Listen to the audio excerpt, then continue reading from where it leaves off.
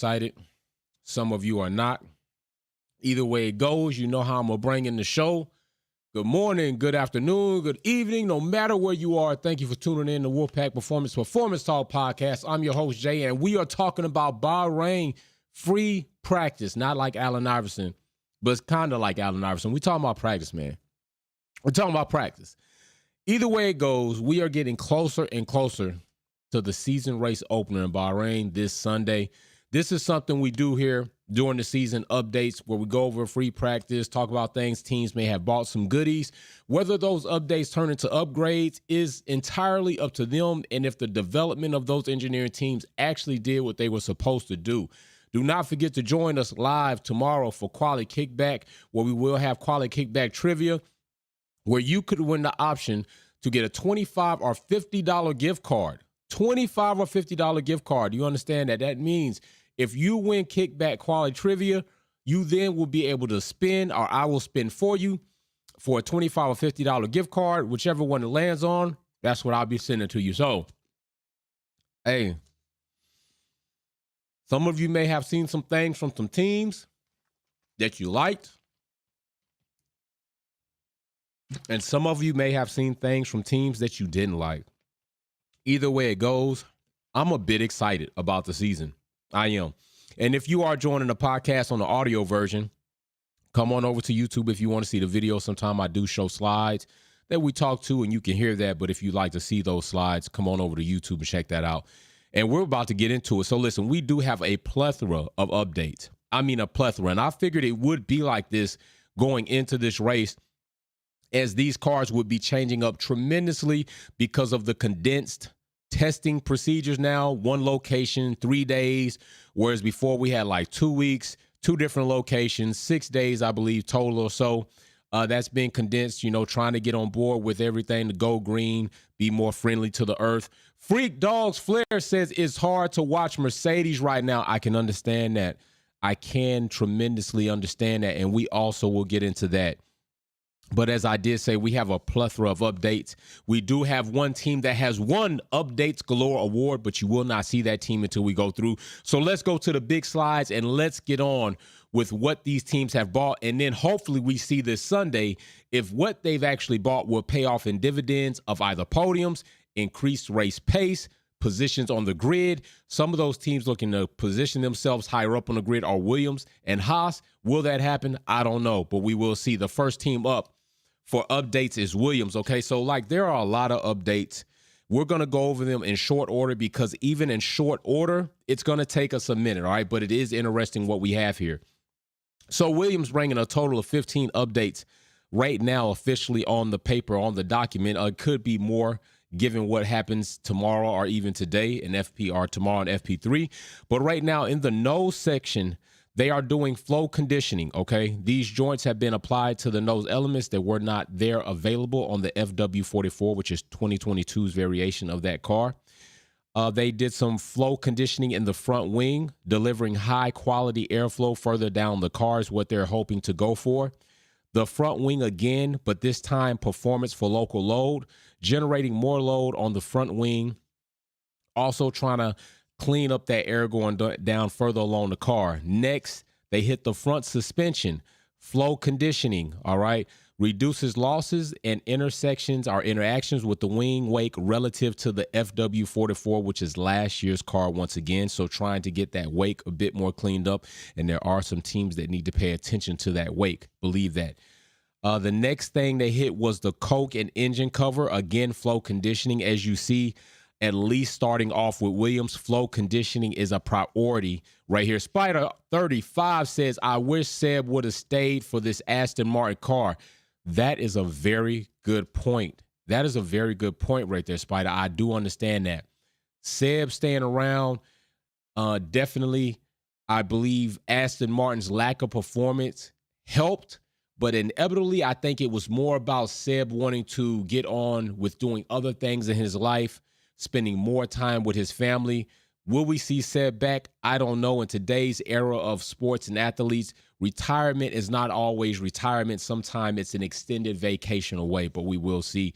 Judical McBudical We started a Wolfpack F1 Fantasy League. Only 20 hours left to join you in. Wow, I did not know that there was a Wolfpack F1 Fantasy League, but I love it. I love it. That's cool. I'll have to look into that. Definitely look into that. So let's go back into these upgrades. That fantasy is serious. Fantasy is serious. So the rear wing, local load, produce more load, better for local flow control, and provides the required stiffness to hold up the elements in place. They did do some focusing on the beam wing. Local load again produces additional load locally and also improve the rear wing. Jay London, our reserve judgment for Merc Q3 and the race. That is not a bad idea. It is not a bad idea to do that. They did some flow conditioning on the halo. Condition the flow coming over and around the cockpit before it feeds into the engine cover upper. Floor fence area, condition the flow as well. Rear suspension, flow conditioning, again, generating increased local load. The rear corner of the car, improved weight management and generate more local load. Front suspension, geometry is different, and therefore they're looking to hopefully have some aero requirements that were to adhere to some aero requirements within some small changes of the regulations and the suspension.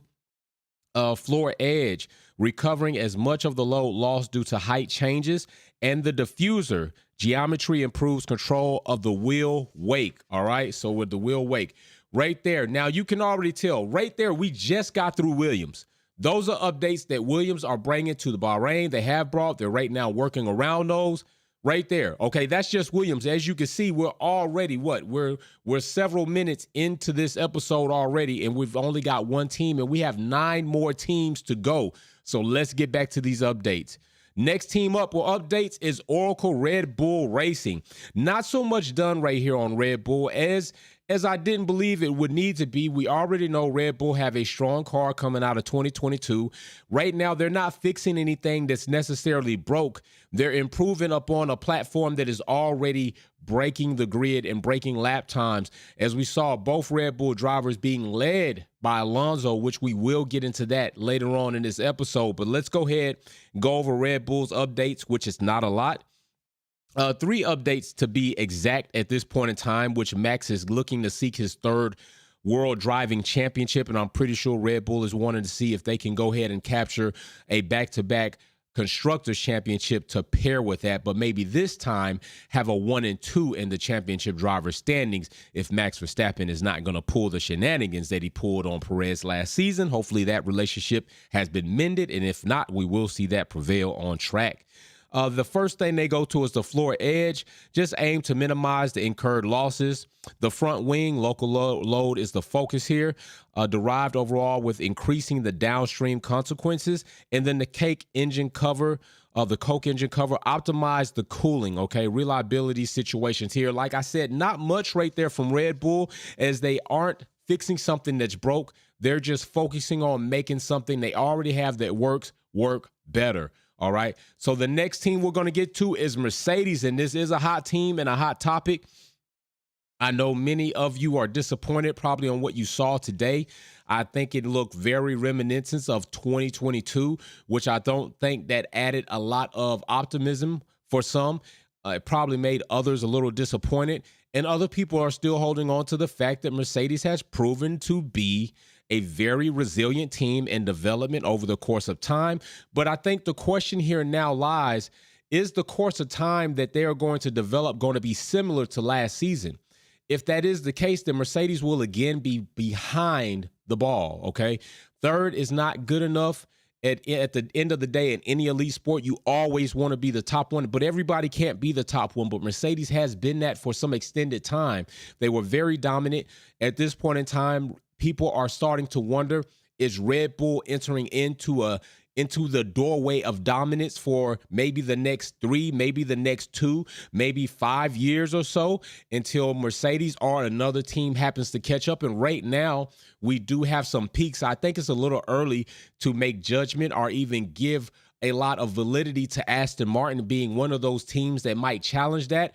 But I don't think you're incorrect if you feel that way, given what we've seen, not only in testing all 3 days from Alonso and Felipe, which we will get into that, but also in FP1 and FP2, the Aston Martin definitely showed up. And there are some other things we need to talk to in regards to Aston Martin. They have some very critical decisions to make, and they need to make them fast. But we will get into that. So let's get back into these updates as we're in Mercedes right now. The front wing end plate, local load is the focus here. Help focus the vertices shed from the wing tips. The rear wing, local load is the focus again here, offloading the tip of the wing to shed drag. The nose, flow conditioning is the focus here. Increased local load. The floor edge, again, local load is the focus. Increased forward load and cleaner rear floor edge wing vortex. Side pod inlet is flow conditioning. They narrowed the side pod inlet. Now think about that. They narrowed the side pod inlet. That means the narrow side pod is a bit narrow in an area than it was before. So it's got even more slim in some areas or not. So just if you already didn't like the slim down side pod variation and you've been wanting Mercedes to hop out of it, just when you thought they would go plus, they went negative. So now that's going to be done to improve the flow, the rear floor edge, providing more rear downforce. Front suspension, dropping the track rod has improved the effectiveness of the lower wishbone to turn. Downwash, all right? So there you go. That is it for Mercedes. Only a total of 6 on the official documents. Things could have changed or not. We're going to get into the next team updates, and that's going to be McLaren Racing. As you can see right here on the diagram, some of their focused in areas highlighted in yellow along with text box. And the first thing we're going to get into with McLaren is the front wing. Improve the upstream flow. Again, they are focused a lot on flow conditioning, but also they focus on cooling ranges here, and we'll get into those areas. The floor body, downforce to the car, all speeds are minimized porpoising. So evidently, McLaren is one of those teams that had experienced some type of or level of porpoising during testing, and now they are trying to correct these things going into Bahrain free practice 1 and 2. The front corner, cooling range, while it's minimizing the aerodynamics effects on the car. The side pod inlet here with McLaren, improve the flow to the rear of the car and increase downforce. The Coke engine cover is also falling underneath that same category. Cooling louvers, of course, they're trying to adjust the cooling levels for higher temperatures and are not wherever they may be. So they're messing around with the cooling louvers or the cooling package. The beam wing, local load is the focus, improve efficiency and downforce to the rear of the car. And the rear corner, while it's minimizing the aerodynamic effect on the car. So there you go. Those are your updates for McLaren. Now, remember, I told you going into this season, we were going to be very careful on using the word upgrade except for updates. Okay, updates is more true to what is going on because every change is not going to yield itself in a positive result. It could be negative, it could be null, it could be positive. And until the update, something that has been changed, actually shows positive progress, I don't think it should be called an upgrade, all right? Freak Dogs Flair, AM is on their third car design in 12 months. Listen, if they are ready to kick up the production, get a little bit more close to utilizing that cost cap, and it's paying off, I'm not mad at it. At this point in time, it's showing that it is paying off, that their development over the course of time is paying off right now. Now, I know a lot of people are buying in or putting gold coins into the sandbag market. Now, it is said that many teams could be sandbagging, but I am one person who is not really believing that a lot of these teams are sandbagging, more though they are testing up under either worse conditions so that they know when they get into good conditions, they should be all right, or their packages aren't working out the way they thought, okay? I believe you got to be in a position of Red Bull to sandbag. Red Bull came out of 2022 with a very solid car. If anybody would be able to sandbag and feel confident and comfortable doing so, it would be Red Bull. I don't think if you came out of 2022 on the back foot or back further than you ever thought you would be, that you would feel comfortable enough to sandbag, because you got to remember, theory's good, but practical and reality is something totally different. And when you get a design on track, you really need to try to collect as much data as you can in real world situations to understand what you really do have So I'm not totally on board with sandbagging more than I am. There are properties that they don't understand, and or you're in a position like Red Bull. So let's get back to these updates. So we're going to get into the next team, the most un-American team on the grid, who has decided to put an American flag on the side of their nose to try to further substantiate that they're an American team, which to me isn't doing much for them. It's Haas. And Haas, you understand this, wrecking is racing. Although I do believe that Haas will have less incidents by wrecking or spinning out since they are out of Schumacher era and into Nico into Hulk and K-Mag. I don't think we see as many wrecks from Haas this season, but I could be wrong, but I feel confident in saying that. So Haas brings a total of 10 updates, all right? The first thing they're in is the nose. Flow conditioning is going to be the term all throughout these updates. All of these teams are trying to do their best on conditioning in this airflow over this car to maximize their performance, okay? Distribution behind the front wing and improving the pressure.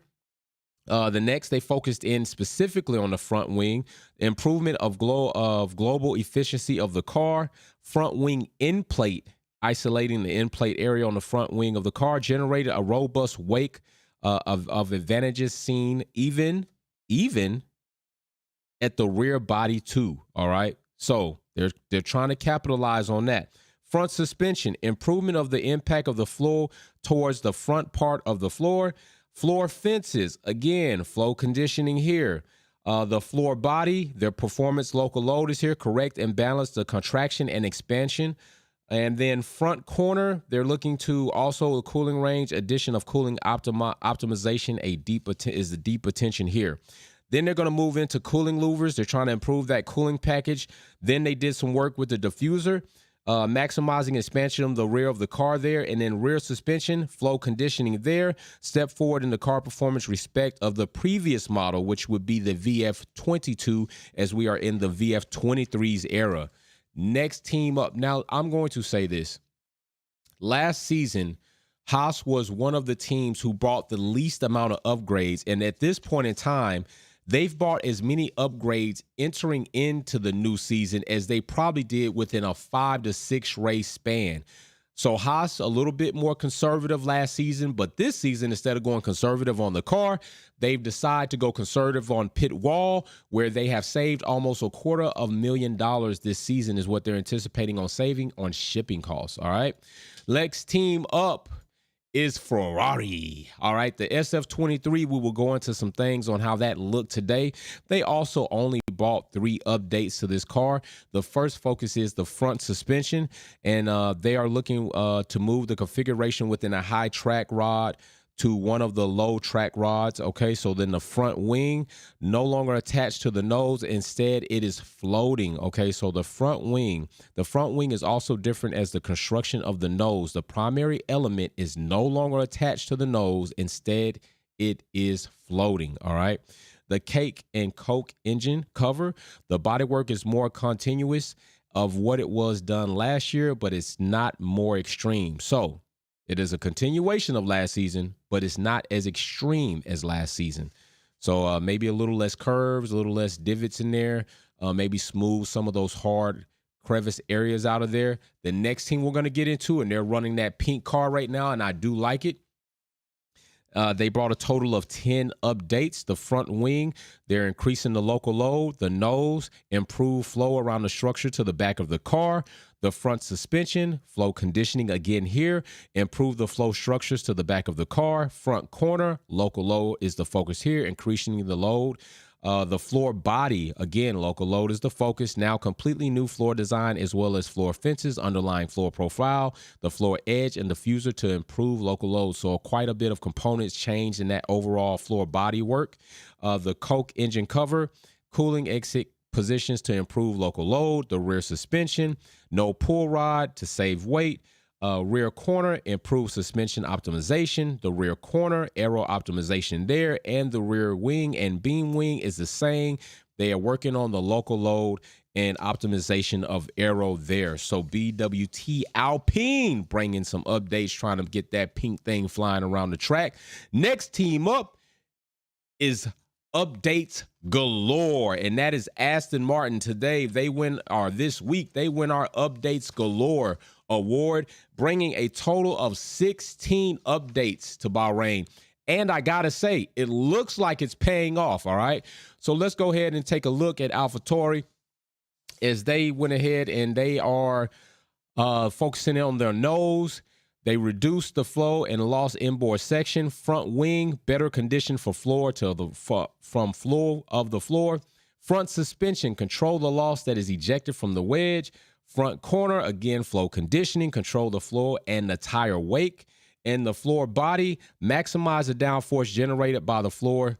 Choose proximity to close ground. All right, so they are that's only like half of what they have. They did the floor edge. They're focusing on local load there. They did diffuser, re-energize the flow under the floor. The side pod inlet allows it to feed better flow to the floor edge downstream to increase it. So what they did is they widened their inlet. Okay, so whereas Mercedes slimmed it down, AlphaTauri has widened their inlet, and I would imagine that slit is going to start to look a little bit more. I hate to say Ferrari-esque, but I would imagine it's going to stay in Red Bull's form, but you never know, since supposedly AlphaTauri is not a Red Bull second team when it really is, and we can get into that conversation as they just had a board meeting, and we'll talk about that another time. So again, the Coke engine cover, shrinking the upper engine cover, so they reduce the surface area up there, and they want to generate more downforce, more efficiency. They're working with the cooling louvers. Of course, they're just working on a cooling package. And then the rear wing end plate, which technically there is no rear wing end plate because Aston Martin got that band. It's kind of like not really an end plate. It's all one surface, but it acts like one. Allow the overall load of the rear wing assembled to increase. And here we go, getting into our team that won the Updates Galore Award, Aston Martin. They bring a total of 16 updates, all right? So the Green Machine, which we called the Green Bull, and at this point in time, Freak Dogs flare Ferrari's wing twerking more than Tsunoda's wing in 2021, and we going to get into that, Freaks Dog. Don't think I'll miss that. We still got a whole nother segment after we get up through these updates. So Aston Martin, 16 updates galore, and it looks like it's paying off.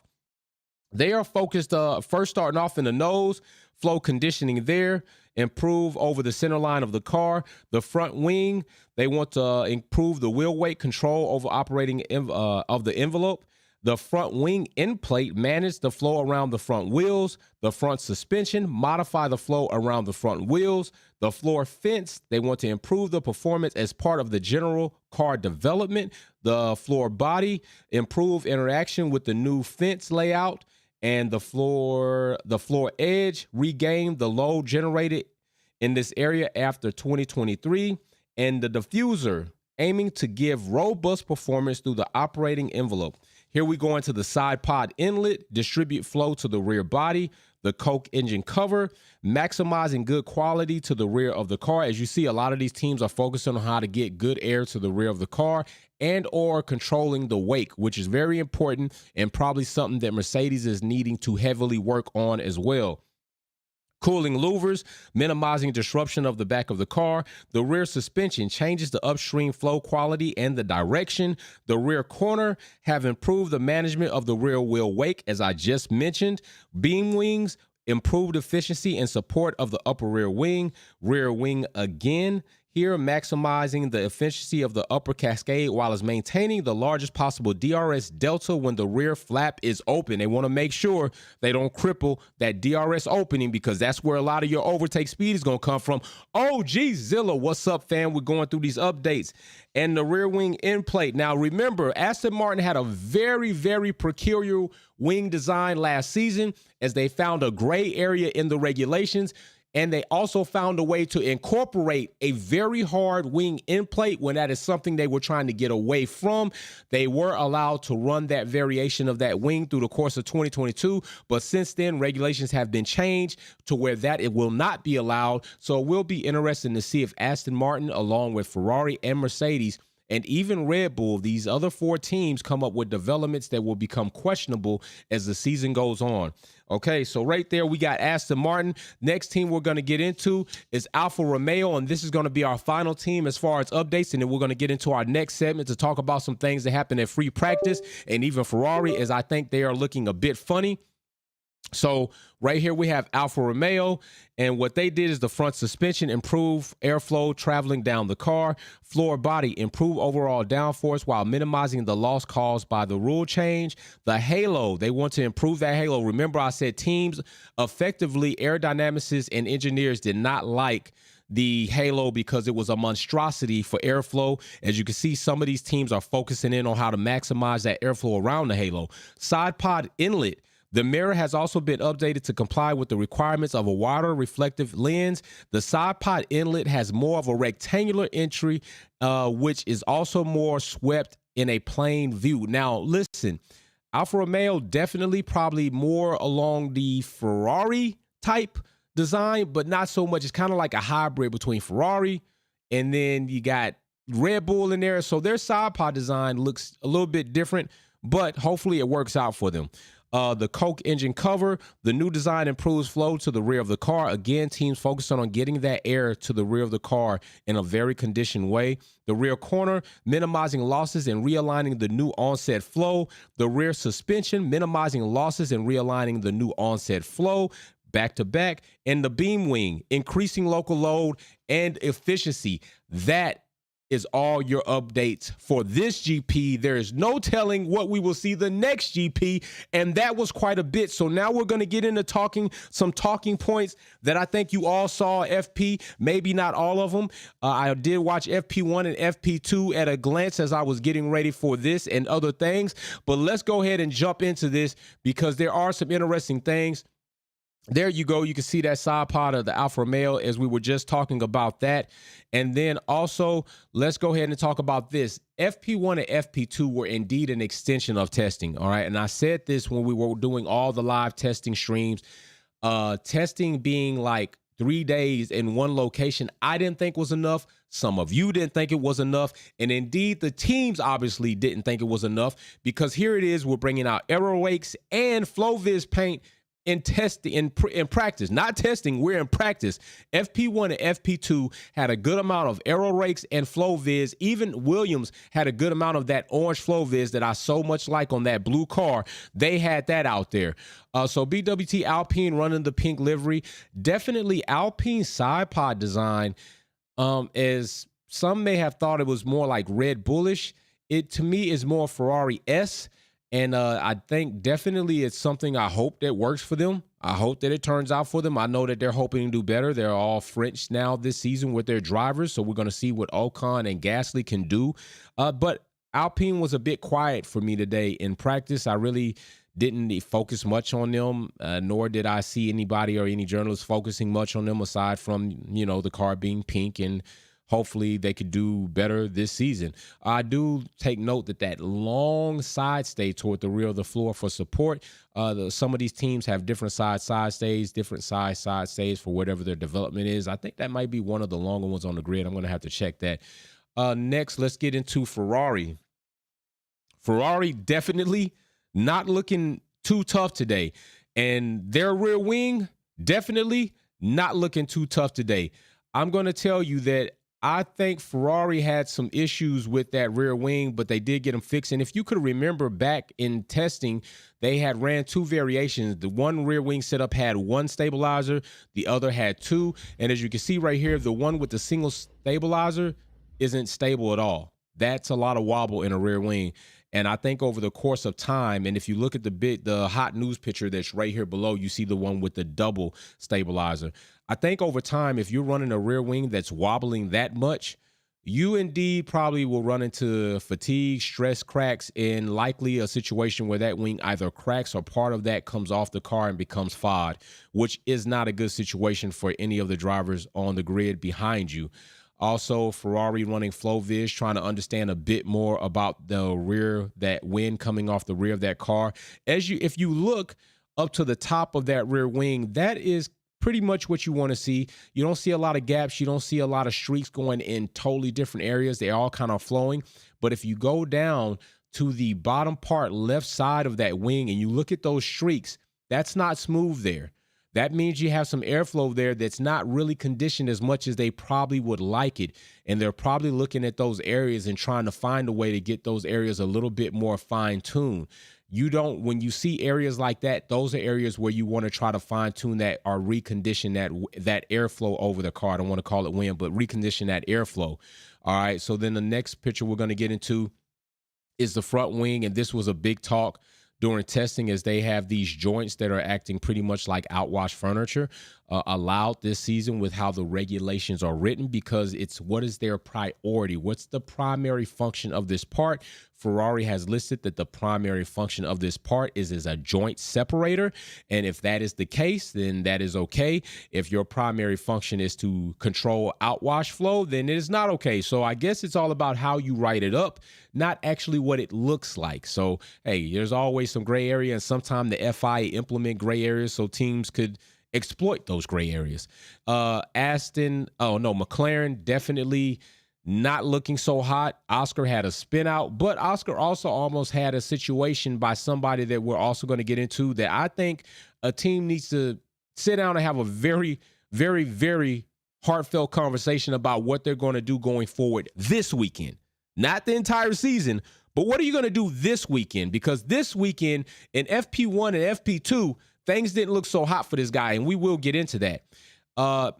Mercedes, I understand. Trust me, I understand. Mercedes definitely probably had a lot of people concerned.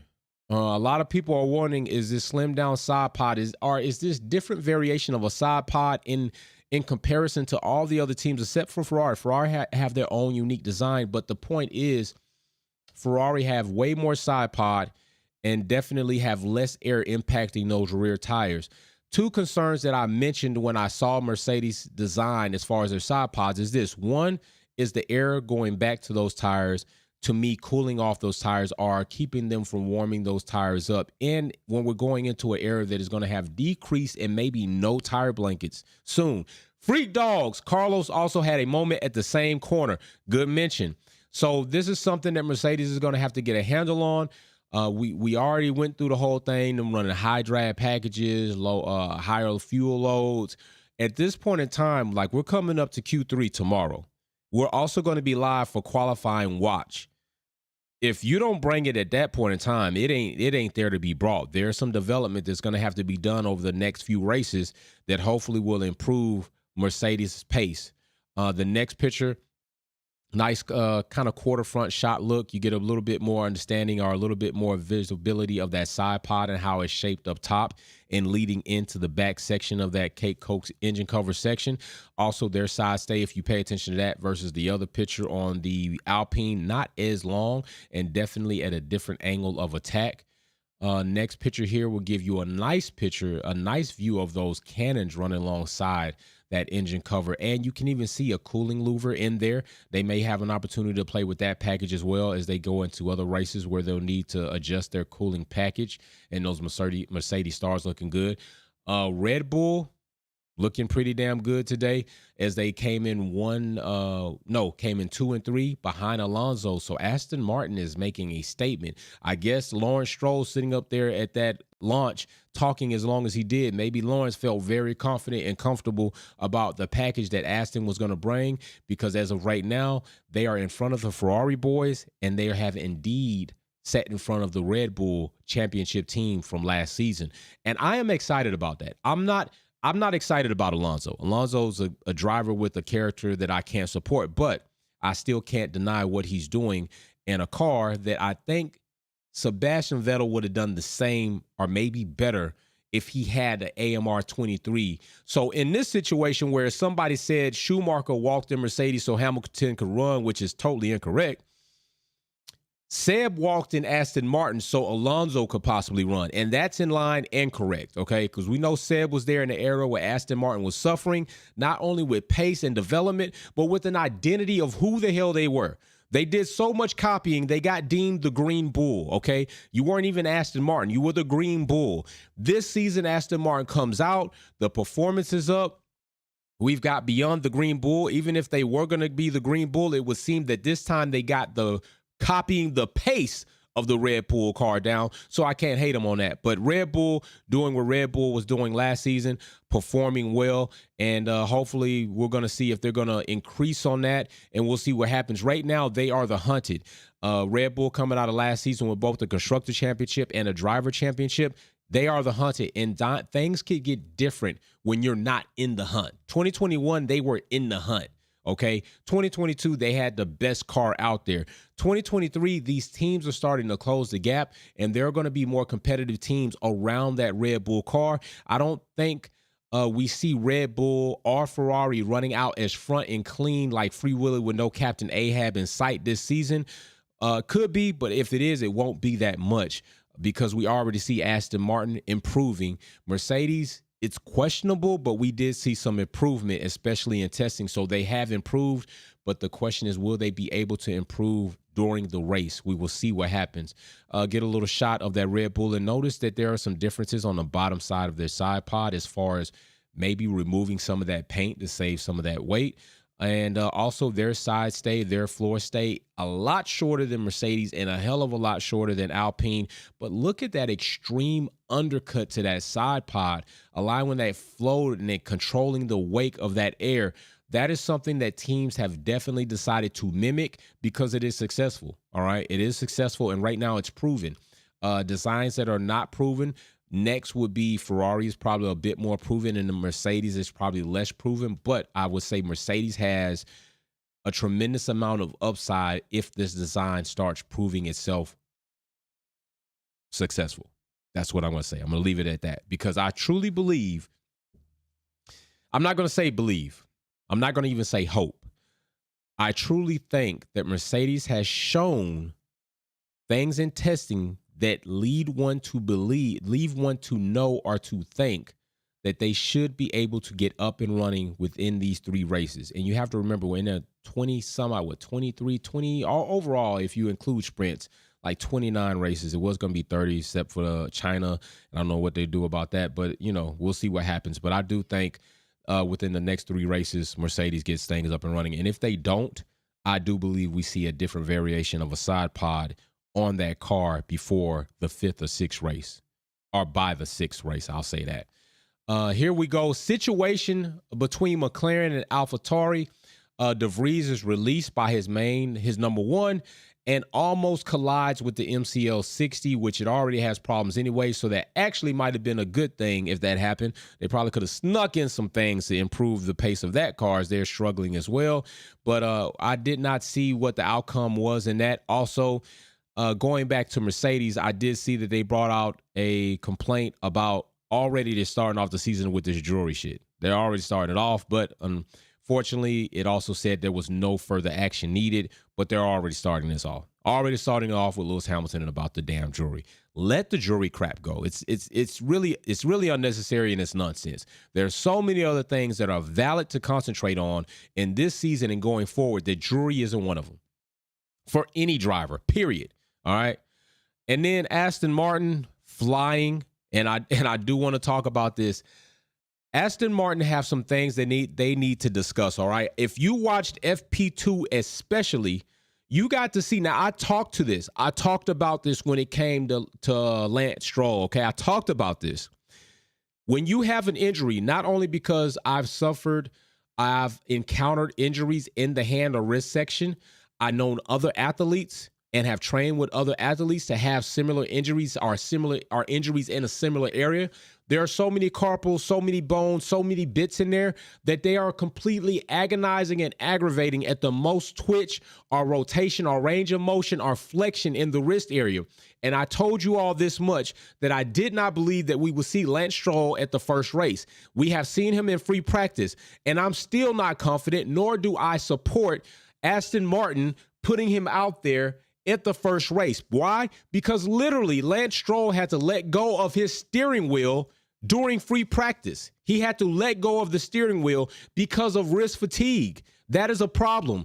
And not only if he has to let go of that steering wheel because of wrist fatigue, then that also could tell me, from somebody who's been in situations like this, from somebody who's helped other people in the rehabilitation stage. X-Tracks, good evening, Wolfpack fam, what's up?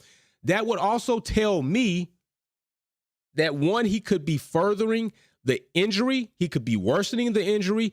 2, he's slowing down his rehabilitation of that injury. And 3, it is not ready. Stroll is only going to hurt himself long term. And what's worse is he could hurt somebody else. Stroll literally let go of the steering wheel. Let go of the steering wheel. If he has to do this in a race, cars upwards of 190, 200 mile an hour, and he hits somebody, and he causes an incident, and hopefully nobody is hurt to the extent that they lose their lives, that's a liability. Not only do I think the team should step in to take the responsibility to tell Lance, no, you cannot drive this week. We're going to put Felipe, who has shown us enough that he can hold the fort down with Alonso, who has definitely showed them much. You're out, Lance.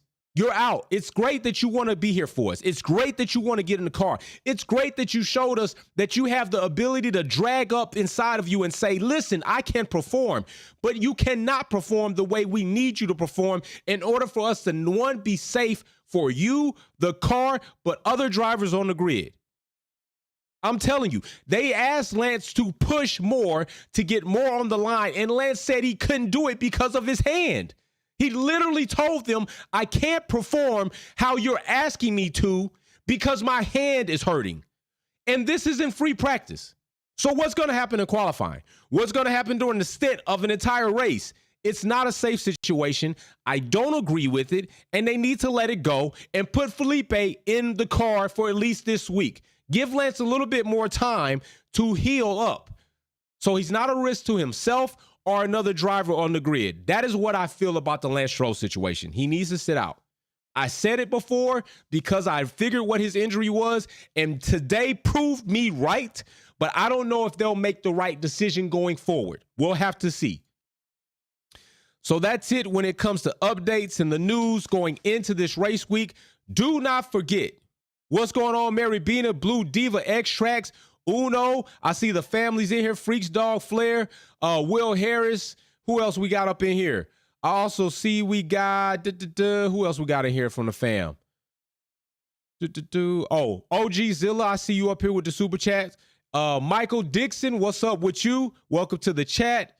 So listen, tomorrow we're going to be live for qualifying, and we're going to have quality kickback. The link is already set. Okay, it's already set. I'm going to get the waffle maker out today. Look over the parts, get ready to try to see how I'm going to make up this waffle. I'm going to post the waffle. You then will be able to tell me what kind of waffle do you think it is. I will put up some options in the poll as far as when we get to finale lap, or maybe I'll put up a poll period, and then I will post a picture of what kind of waffle it is. So like I said, if you like it, Judica McBudica, what's up? Join us tomorrow. Join us Saturday. Live for the quality watch along. We also will have quality kickback trivia where you will have the opportunity to win a $25 or a $50 gift card that will be sent out to you. Also pay attention to the rules and how to participate in quality kickback trivia. There is a video posted. I will again give the rules before I start the trivia, and then answers will start to flow. White paper said no further action for Dev and North. Okay, so for De Vries and North, there's no further action on that situation that occurred with them in the pit, as De Vries was released a little bit too early, almost collides with the MCL 60. That is going to be let go. And I think rightfully so. I don't think it was so egregious that De Vries should have received a penalty. And also, I think it's like it wasn't him, but the team could have received it, all right? Because it's his spotter's job to make sure that he's clear and ready to go out into traffic to get on the track. De Vries really doesn't have the vantage point right there and then. So if they did issue a penalty, I would have been against it if it was solely against De Vries and not AlphaTauri as a team. They should have received that. But no further action, and I'm cool with that. I think that's the right way to go. Right way to go. So listen, that is it for updates. It's likely. You never know me. You know how I work. I could come back on live tonight to have a conversation about some things. You don't never know. Don't forget to check out the podcast. And those who are listening to this podcast, don't forget, if you want to see the audio version and the video version combined together, you come here and join us at the YouTube at Wolfpack Performance. Big shout out to y'all. Big shout out to the Super Chats. And also, we got a VIP member that will be presented this weekend, a new VIP member. VIP members are popping up everywhere, all right? VIP members are popping up everywhere. I'm getting Benny's box ready to go out, and I'm about to have to prepare another box. Wildcat got his box. Dave got his shirt, and another round of shirts will be sent out, and the merch drop is going to be coming real soon, and you will be able to see the merchandise will be below in these videos going forward. I'm working out distribution. I'm working out platform integration. I'm working out packaging. I'm working out a lot of things while I'm still here working out with y'all. So that's it for Performance Talk. I'm out. I will see you all tomorrow and the day after that and the day after that. Content flows. Peace out.